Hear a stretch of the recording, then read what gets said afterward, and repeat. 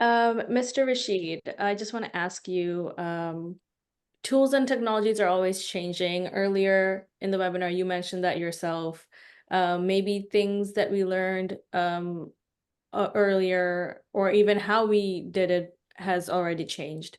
But I'm curious, in your role, what tools and technologies are new that you are using in your job? So, we are not new, nothing new, but the thing that we are using, they are updating their, the tools and technology, like AWS native tools, right? We are mostly using AWS native tools, and AWS is upgrading. If you see their management console, it's a different console now when I started using AWS.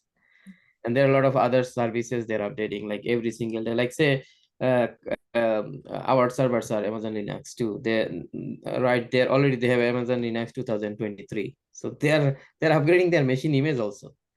So the same tools but with the upgraded one, with the upgraded version.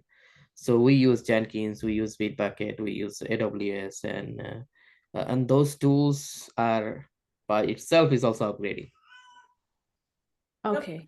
So I think that if I answer with him, so basically the update yourself instead of learning new tools and use the same tools and read the blog, what is the update is happening, right? Then he mentioned the Bitbucket, right? We never teach the Bitbucket here. Why would I, right? Because the Bitbucket is not a tool. Bitbucket is using the Git, the free software to make $1 million. The Amazon code repository is not a tool. It actually took the Git repo and the Git code and they're making their own repository. So most of the tool you hear the company name. Under the hood, they're using the open source. So whoever is thinking to jump in learning all these tools, well, you're wrong, basically, because most of the powerful tools under the hood, they're already open source.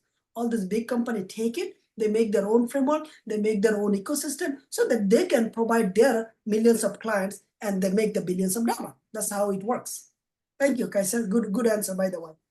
Thank you.